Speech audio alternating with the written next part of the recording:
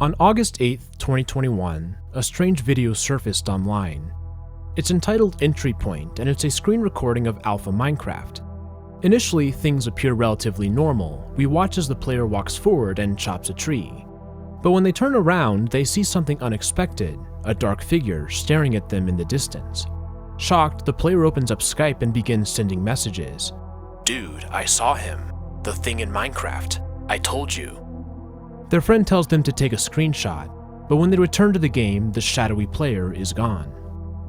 This video was the entry point into a long and complicated story about the Minecraft Alpha 1.0.16 versions. I stumbled across this mystery in 2023, and I made a pair of videos about it.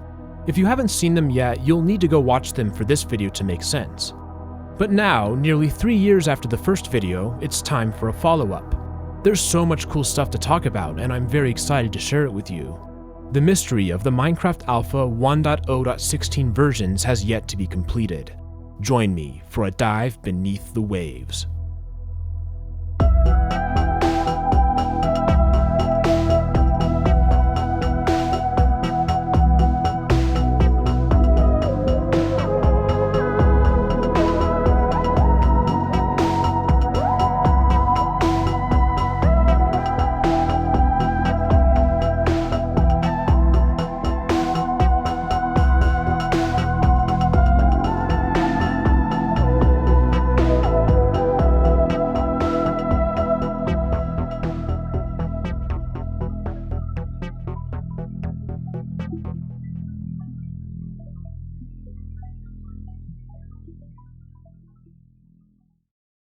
Before we continue, I want to thank today's video sponsor, Raycon.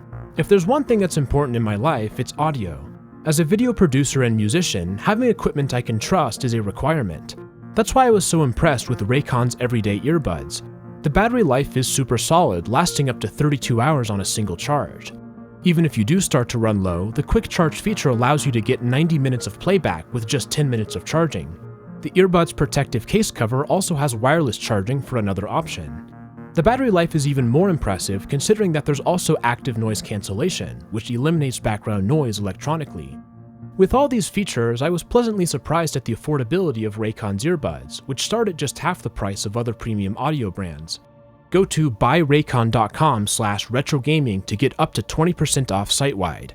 That's right, you'll get up to 20% off everything on Raycon's website, including 20% off all headphones too, when you go to buyraycon.com/retrogaming. Thank you to Raycon for sponsoring this video. The next video on the Minecraft Alpha 1.0.16 versions channel is entitled Musical Showcase. It's recorded by AlphaVer and it takes place in a glass room. AlphaVer goes through and plays 3 different new records. The subtitles mention that these are acquired the same way as the other records, but not what that method is. The first disc is entitled Sandcastles.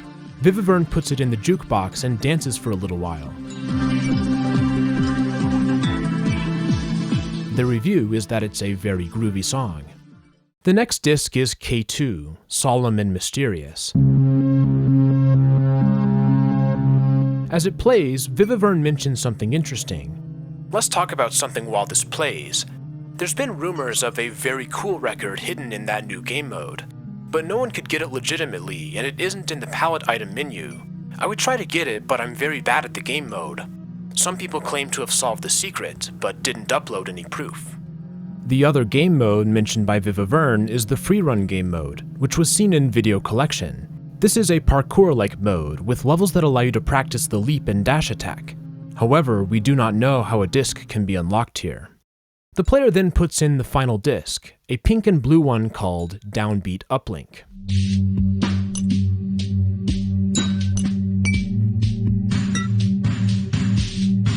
AlphaVer follows this up with a sly backhand insult to all of the music discs. Don't think it's too good. Easily my second favorite song though. Then the video ends. The next video on the Alpha versions channel is much more interesting than Musical Showcase. It's entitled Misc footage _1.flv. This is simplified Chinese, which translates to Server World Backup. The reason for the Chinese text becomes clear when we look at the description. It reads, This one's confusing, so I'll try to be quick in explaining what's going on here. It's interesting for a few reasons. It was found on Bilibili, and from what I can gather, it's part of some kind of horror series directed using R4. Bilibili is a Chinese language video website. The description goes on to say that 1.22.222200 is not a real version, and that this video was created using a hacked client, which allowed for changing the version string. Then there's something notable. But what's truly interesting is what happens somewhere in the middle of that footage. I'm fairly sure that part was recorded actually in RD. The version numbering is exactly the same, and technically no one outside of us should have known what that looks like at the time. What's going on here? When we start the video, the title screen is obscured by a black box. On the right-hand side, we see a code. This is Hyza, a script that first appeared in some of the developer files sent on the RGN Discord. However, this is the first time that it's appeared in a video. The text reads, "Another comes another." The game loads in, and the player is in a dark world with pillars. We can definitely tell that this was intended to be a horror series. There are a lot of jarring cuts alongside distortion and creepy noises. After about 50 seconds, we see two additional Hyza script strings. The first is an image with a dark background. This reads "Legacy" over and over again. The video cuts and we see additional Hyza on the bottom. It says, "Why even bother at all?" The player enters a corridor and the screen suddenly becomes bright with bloom, although it disappears when they turn around and leave. A sign says, "The king stands before them out here in the..." This is just one of several signs that make an appearance in this video, oftentimes with slightly incomprehensible phrasing and confusing meanings. Back in the room, we see that there are several machines with a nebula painting on them. There's a bizarre static noise. The player pushes each of the buttons a few times. As the player exits once more, the video cuts forward to a place with shadowy silhouettes in the distance. After a few moments, there's visual distortion, and we see that there's been a change. Now, the version at the top of the screen says "right."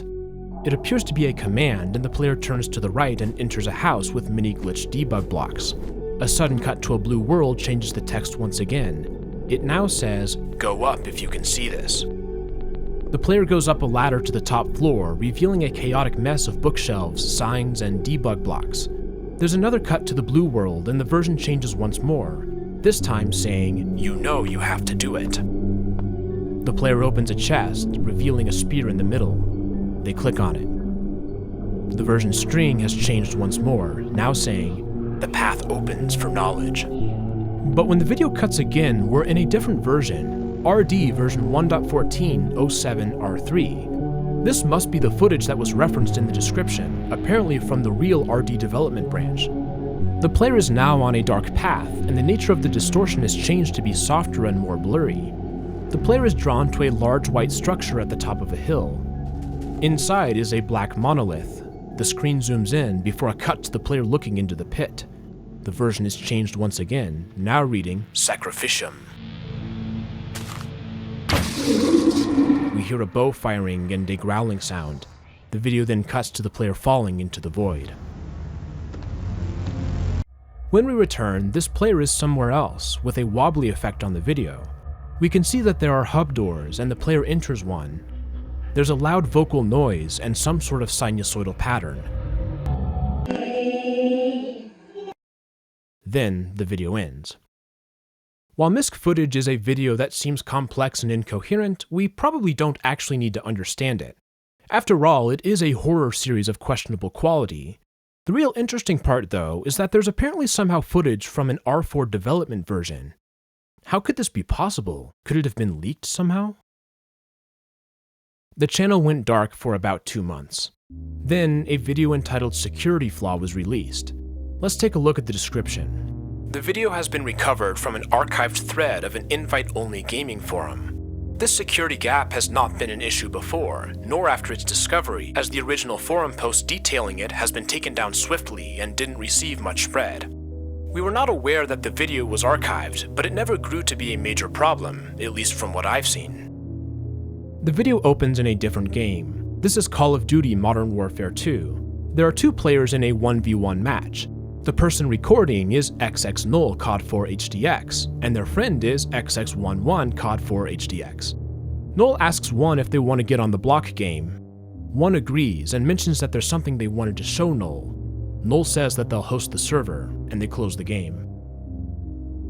When we return, we are on the desktop, where we can see that the date is December 26, 2011. Null opens Minecraft and logs in with the username xnull0cod4. In the Hamachi chat client, they tell One that they're going to host the server.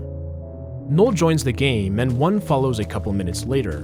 One compliments Null's house, a simple build made of cobblestone. On the inside, we see a new block, and for just a brief moment, we get a glimpse of the UI. It says that it's an essence transformer. The players work on constructing a castle wall for about 2 minutes. Then the video cuts, revealing a chat in Hamachi. One tells Null to close the game and go to the launcher. Then Null types dev2 in the username field with no password. For some reason, Null is allowed to log in, and they react with confusion in the chat. But One says that this isn't even the craziest stuff, telling Null to join a world and open the cheat console. Null types connect RCL random. This teleports them to a different world, one which they do not recognize. Now their skin is black, and we realize that they're playing from the perspective of a shadow player. In the distance, we can see that this world has 2 players, named Chives@Lover and Trentology. The code in the window title allows One to join the same game. One suggests that they build some stuff as a prank. The players open the block palette and begin to build. The video cuts forward to when they have finished. It appears to be text. I read it as HDCHD1, although I'm not totally sure what it says. One and Null run quickly to a vantage point as the players return. From a treetop, they watch Chives' lover and Trentology approach their base. As they find the griefed blocks, their shocked reaction is in the chat. Huh? What? How is this here? The video concludes with a lamau in Hamachi. The security flaw that we've just witnessed seems to be somewhat major, a player being able to log in as a developer and use all of the recruitment tools. However, from the description it appears that the issue never became widely known. Regardless, it's worth keeping in mind that this capability did exist at one point, perhaps suggesting that not all shadow players we've seen were actually developers. The following video was posted on November 11th, 2023, and it's called Relief. It's recorded by Dev6, who has the username Machine Rage. The video has a few subtitles. Hello again, 6 here. We want to show you the next playable version that you will get to play soon. We'll be using a community-made launcher this time. Machine Rage opens a launcher called dcraft. One of the reasons why this took such a long time was because of how obfuscated it is. You can see it here. The version is Minecraft Alpha version 1.0.16.06.19 This is the R4 version that has been referenced several times in the descriptions of videos. Let's refresh our memory by reading the description from a previous video, attachment B849.avi. It's from Zero's fork called R4. Today, after getting in contact with one of the developers of 1604, we came to the conclusion that R4 was a combination of 1604's features and our ideas. Very little footage remained from 1604. Apparently, an entirely different dev team also started work on 1606 after our team disbanded. The reason recruiters appear in R4 is thanks to a new feature that Zero implemented. One of the special included maps had a secret that allowed you to connect to other players' worlds. We thought it was hidden well enough, but we were proven wrong right after release. If I remember correctly, someone even made a tutorial video explaining how to access it through cheats, which was not intended. This video shows gameplay footage from the R4 fork, and it follows the player building a room in a cave. After about 5 minutes, we see some purple blobs, followed by a portion of a QR code. A couple minutes later is a similar thing, purple blobs followed by a different part of a QR code. The rest of the code is revealed about 11 minutes into the video. It's trivial to combine these 3 chunks together, and when we scan the code, we discover something interesting. It contains a magnet which connects to a file that can be downloaded using BitTorrent. The file is called ext1605r4.rar. Before we continue, there are a few things that I want to mention. Downloading files online is inherently risky, and it's difficult to know for sure if a given program is malicious. As such, I must make it very clear that I do not guarantee the safety of any of the files I mentioned here. If you download them, you do so at your own risk. Also, if you're enjoying this video so far, go ahead and subscribe. It really helps me out. Alright, now let's get back to it. X1605R4.RAR is 621 megabytes, and it expands to 1.2 gigabytes when uncompressed. I've put a link to a mirror in the description, uploaded by the AlphaVer wiki. The archive contains 3 things: a folder called data blocks and 2 jar files. And what we have here is another playable Minecraft version. This version is called Cypress, which is a modern-day recompilation of the original R4 that's been referenced in many descriptions. The people running the channel, including Machine Rage, have built Cypress using an old dump of code. And the result is huge. So big that I'm not going to be able to cover everything in the detail it deserves. If you want me to make a deeper video that focuses just on Cypress, let me know in the comments below. I'll be playing Cypress with dcraft, the launcher suggested in the relief video. When opening the game for the first time, I was presented with a little message. Hi Retro, AlphaVer Part 3 win? Well, AlphaVer Part 3 right this very moment. The main menu is new with some slick animations. There are also additional splash texts. Some of them include omelet.exe, block Sabbath, everything sucks forever, steals your diamonds and leaves. Why are there... Let's begin a new world. As we explore, we'll find that things have changed quite a bit, even compared to the last Lilypad version. There are a multitude of little details to find. Right off the bat, we see several types of new trees. These include teal flamewood trees.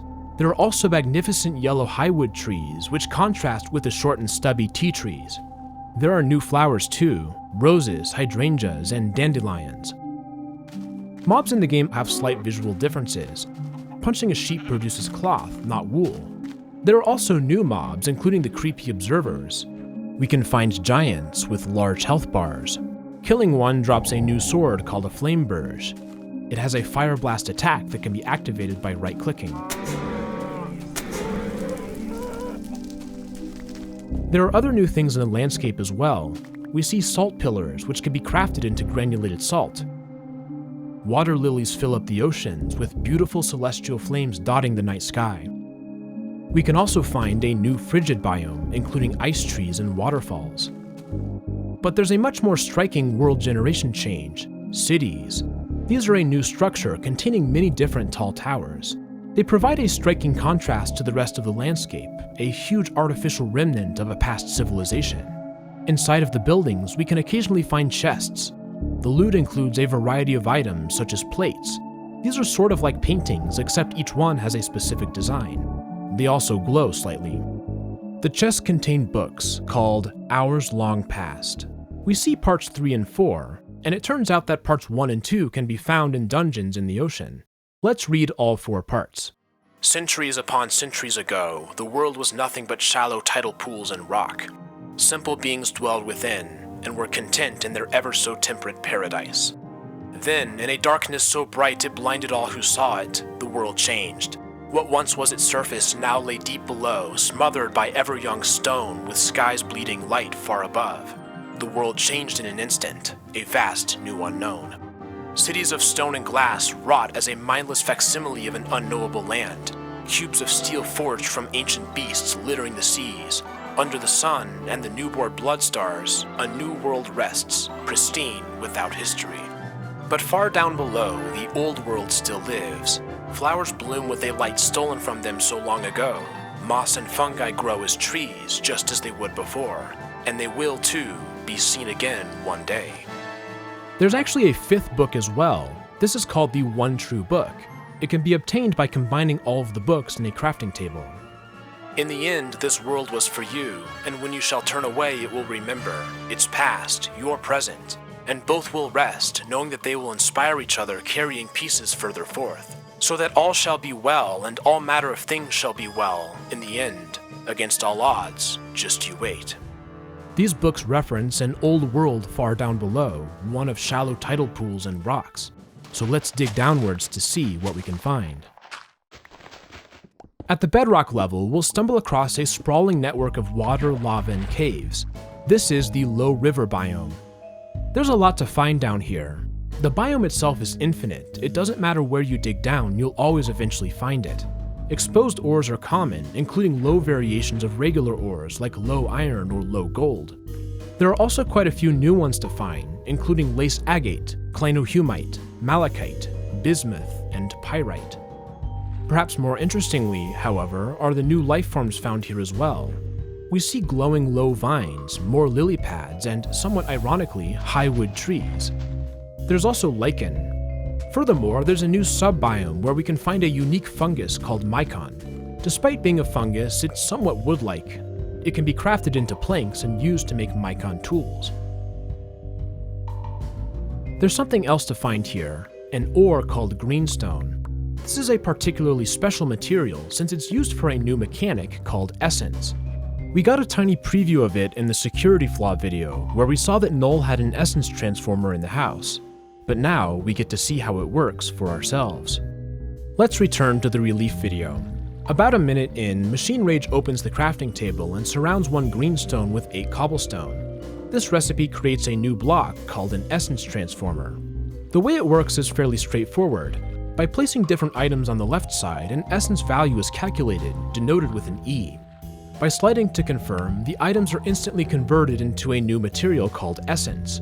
We see both regular essence and essence caches, which contain 9 essence each. But what is essence good for?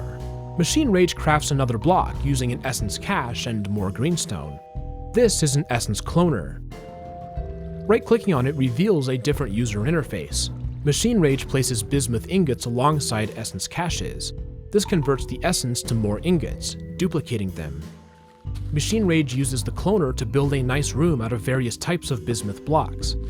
Then he places several lilies and puts flames into them, creating flame-infused lilies. These can be crafted into a new block called Sky Flame and Glass. We also see a new processing station called a freezer, which can be crafted by surrounding a snow block with cobblestone. It consumes essence as fuel. Machine Rage uses the freezer to convert snow blocks into snow bricks. Essence also has another use. By crafting an essence rifle, we can use essence as ammunition, blasting mobs from a distance. It's a very fun item that's awesome to play around with. At the end of the relief video, Machine Rage takes a painting and places it in their newly constructed room. We can see that it is now possible to select the painting, and Machine Rage chooses one called Rock from the list. By my count, Cypress has a total of 145 paintings, a huge increase compared to regular Minecraft. Let's take a look at a few of them. There are several pictures of animals, including 3 cats and 3 birds. At least I think this one's a bird. There are also many different astronomy pictures, with several nebulas, some planetary rings, stars reflected upon a lake, a starry forest. We also see both a real-life and a Minecraft moon. One nebula has a large black glitch obscuring part of it. There are also paintings which are much more abstract in nature, such as this hexagonal geometric swirl. Some paintings are huge. The biggest is an 8x8 painting that appears to show the anomaly from the Mark 101 ARG. A different painting shows the other anomaly, this time in a landscape. Another large painting is of an oarfish, which is no fewer than 12 blocks long. Other paintings are more disconcerting in nature. There's a creepy painting of eyes entitled Worrisome, as well as what appears to be a mask hanging on the wall. Strange figures dance on an island of flamewood trees. An imposing structure stands in stark contrast to a desolate background. Perhaps my favorite painting is one called Mirror Mirror, in which we see a reflection of ourselves. There are so many paintings that I can't hope to cover them all here. As I mentioned previously, if you'd like a more detailed look into Cypress, let me know and I'll consider another video. The paintings are an aspect that has more depth. Let's return to the game. If we play long enough, we'll occasionally see something strange, dark figures in the distance that disappear when we look at them. It seems as though the recruiters have made their way into our world. If you generate a world between 11 PM and 5 AM, you'll get a fractured world, with large monolith-like structures breaking up the landscape. It's also possible to randomly generate a desert world, a barren place of infinite sand punctuated by salt pillars. Alternatively, you can sometimes get a world that's entirely snowy. It's also possible to experience the nebula event for ourselves, which was first seen in the sunrise video. This event happens once every 10 days. We can watch as the nebula replaces the sun and the moon becomes cracked. Let's switch gears for a moment. Cypress also has new music. There are 8 discs, but we've heard 5 of the tracks previously. The first new disc is called Decembrire, an upbeat synth track.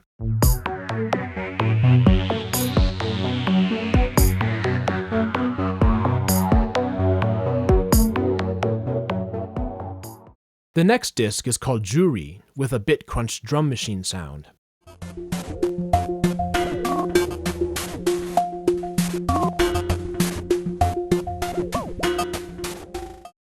Then there's Gildensverd, with sweeping synths and no percussion.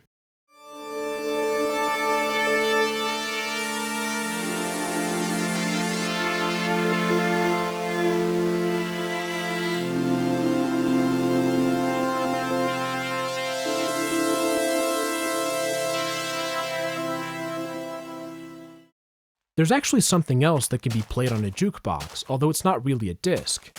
If we explore the world enough, we'll eventually find a rock beetle on the ground. It contains a charming little track called Roku Bitoru Tune.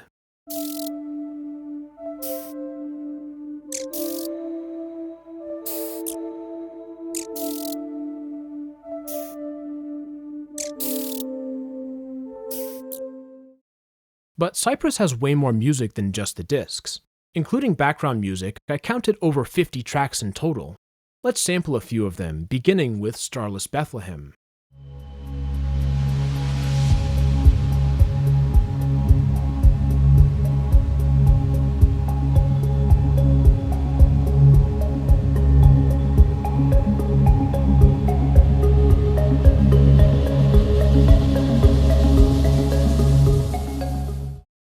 Here's a portion of Together We Stand as One.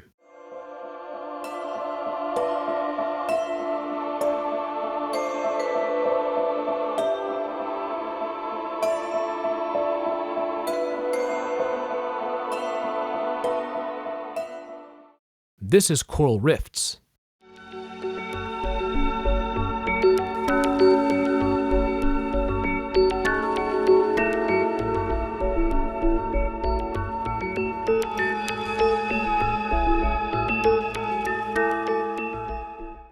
Here is Jericho-Nazareth Junction.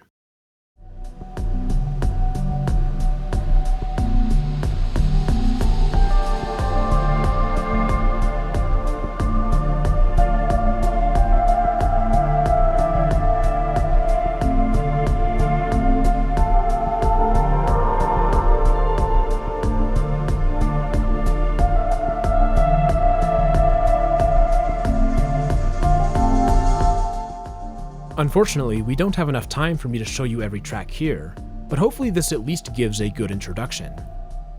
Cypress also includes a new game mode called Free Run. It's parkour on steroids and it allows you to practice your dash attack on several pre-made maps. Unsurprisingly, I am quite terrible at this game mode. There's a reason I don't make Let's Play videos anymore. However, there's another hidden mode. By holding right shift when selecting Free Run, it's possible to access Zombies mode. And this is about as detailed of an Easter egg as I've ever seen. It's a full-fledged game mode similar to Call of Duty Zombies. You'll use an essence rifle to progress through different rounds, collecting points and buying upgrades. There are 2 different maps, and I've heard through the grapevine that there are some elaborate Easter eggs that are still hidden. In fact, it seems as though there are quite a few things in Cypress that have yet to be discovered. I'm very curious to see what the community can find. If you're interested, join the official RGN Discord server. Let's return to the archive, which has a folder called Data Blocks. It contains 12 XK files, as well as a program called dep.exe. Dec stands for decoder, and it's capable of unlocking each of the files if given the correct key. There's a tutorial about how to do this on the AlphaVer wiki, which I'll include in a card. Each of these 12 files has a different key. We can find one of them in-game. If we open the commands console by pressing the tilde key, we can type pass1604, revealing a long hexadecimal key. This decrypts dblock 3, resulting in a text file. The date is October 23, 2010, and it's a conversation between several of the developers of R4. It shows the moment when Dev 0 ended the project. "The plans have changed. All of you pack up. I'm shutting down development." Machine Rage responds, "You can't be doing this. What about 14? X0. "Don't care. Gonna finish it all on my own. We'll at least get our paychecks, I assume." Some of the other devs express anger towards Dev 0, insulting them for their incompetence. We still don't know exactly what led Dev 0 to end the development of R4. There are a few other datablock keys that were released by developers. Datablock 0 and 1 both appear to be excerpts from the README of the Nightbreak hack client. They contain lists of console commands. A couple of notable ones include mc_create, which allows a creative-like mode that makes the player invincible. There's also SV level time, allowing you to skip forward or backwards in time. It's useful because Cypress has no way to skip the night. Some of these commands require activating cheats in the debug menu. This can be done by pressing F12, insert, scroll lock, and pause break simultaneously. The README mentions a command called Impulse 300, but the hack client creator doesn't seem to know what it does. Running it in-game doesn't seem to do much either. deblock 1 includes commands that are unique to the hack, including fly mode, noclip, and a command that changes the version string. This is how there were messages in the miscellaneous video. All of these commands do work in Cypress. deblock 5 contains an image of a house in Minecraft with reflections on the lake. The meaning behind this isn't totally clear.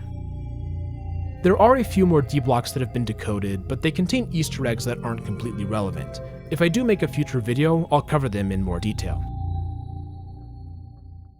The AlphaVer channel went silent for over a year.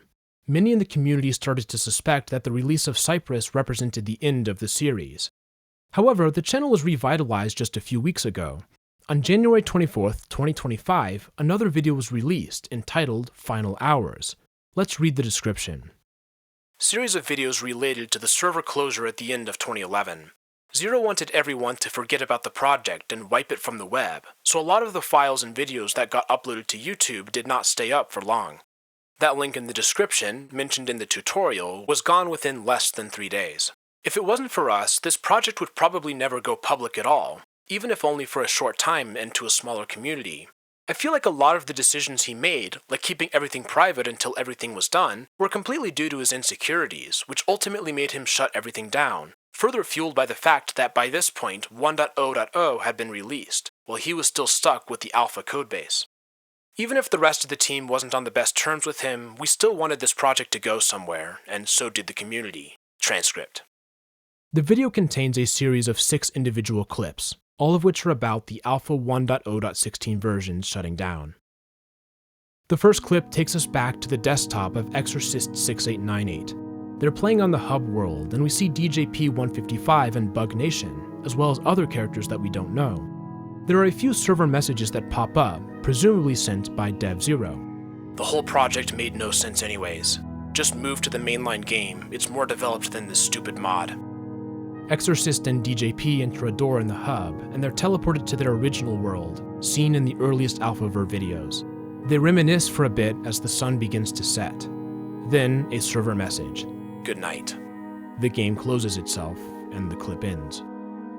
The second clip is from a desktop that we don't recognize. It's a recording of a window of a stream of a camera pointed at a window of a Minecraft game. This level of depth unfortunately means that we'll have to zoom in quite a bit to try and see what's going on. A server message appears. Player 06, responding to your message on the bug tracker right now. No, it will not be coming back. Honestly, I'm just done with this. We then see the same goodnight message and the game closes itself. The person playing tries to open it again, but the launcher says that the connection has failed. They pull out a phone and start typing. The clip ends soon thereafter. The third clip returns to Noel's desktop, the Call of Duty player. They're using a hacked client called the Annihilation Nation client, proudly made in Macedonia. Noel logs in with the username AnonSession and begins playing. Noel spawns into the world as a shadow player. Throughout this world are various signs, apparently placed by others who have visited from the hub world. We soon realize that this is Exorcist's world. A sign in a cave offers tools and resources for the travelers, with the skate named Lord of the Flies 1998. While some are nice, not all of these players are benevolent. For example, there's a hub door completely surrounded by lava, with a sign that says, "Have fun, upside down T face." As they explore, we keep hearing the sound of footsteps, but we're never able to see what it is. They approach a high activity area, indicated by text on screen. It means that blocks cannot be placed or broken. Then we get a better look at Exorcist's house. Noel pulls up the Hamachi chat, saying they'll check back in a little while to see what happens. They open up Call of Duty Black Ops and then continue. Shame they're closing it all down now. Could have listened to you earlier. Really sucks we didn't get to play more of this. Still, that was really fun. even if it was just like a few days. The fourth clip is a 1605 collaborative memorial created by Visage. It contains a slideshow of several images from the community. There's a Crab Nebula image collage. Then there are a bunch of random normal screenshots, including a picture from the Zombies game mode, a glitched water block, a texture pack, and a Super Mario mural. There are a few images of Visage and their friend playing on their world. One shows a player named Drevier with a house and a sign, although the resolution is too low to read it. Another image shows stairs rising into the fog. A player named / has a comment about the free run mode in the game. Apparently, they had the world record on the maps many times. A different player talks about how beautiful the mod was and how they love surrealism and occult stuff.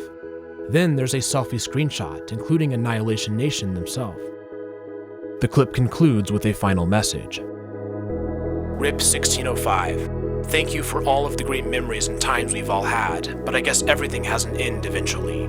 It may have been scuffed, but it was fun regardless, and meeting everyone, just playing the game, and messing around like idiots was some of the most fun I've had online forever, and I doubt that any of us will even reach the same level of fun again.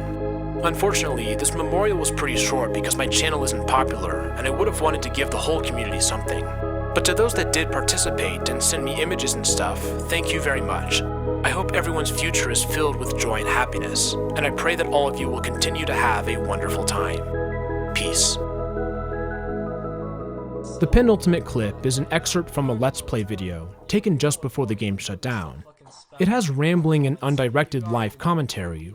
The user talks about how comments from his video alerted him to the mod shutting down. So I was back home. I was going back home on the bus, and I checked my phone, and I see notifications, or like I see comments from people, from some of you people, like being like, "Yo, Zero is shutting down the mod. He's shutting down the mod," and I'm just like, okay. As the video continues, we see that the player is also using the Annihilation Nation client, and we get a good look at the hack menu. Many of these are standard, such as Fulbright and X-Ray, but there are a few version-specific hacks, such as the hub door metadata and crash hub servers. The player does a brief tour of their Let's Play world. They climb up to the surface just in time to see the cracked moon and Crab Nebula. A server message comes. I'm happy that this whole thing will be over soon. I assume all of you are too. The player doesn't quite know how to respond. Okay. Okay. Yeah, sure. Okay, yeah, okay.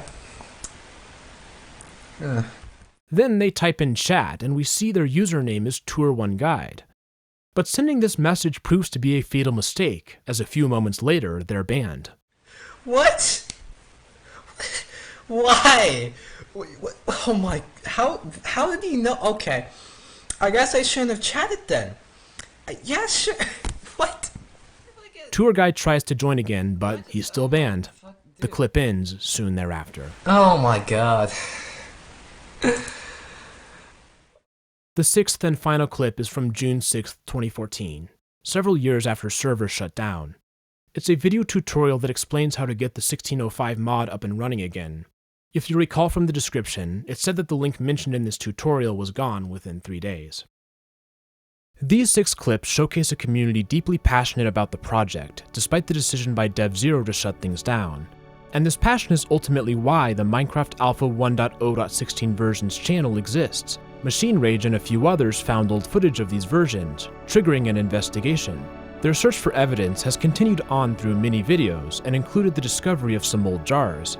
But the project reached a pinnacle with the development of Cypress, taking Dev0's incomplete project and releasing it for the world to see. And the result is spectacular. AlphaVer is undoubtedly one of the best Minecraft ARGs to ever exist. It's a standard bearer in so many ways, and it's been an absolute pleasure to cover it over these 3 videos. If this is it for AlphaVer, I'm excited to see what the creators come up with next. From a personal perspective, it's hard to overstate just how big of an impact a random YouTube recommendation has had on the direction of my channel. My first AlphaVer video is my 5th most viewed of all time. It set the blueprint for many of my future analysis videos. My previous videos included my research slideshow, but now there's an AlphaVer wiki. It's got a great start, but there's still a lot left to be fleshed out. If you would like to contribute to this project, that would be a great place to start. You can also join the official RGN Discord server. As I mentioned in the past few videos, I'm very close to finished with a piece of concert band music called Trials of the Unknown. If you're in band, join the waitlist. It would be so cool if someone from the community would be able to play music by me. We will go ahead and end with that.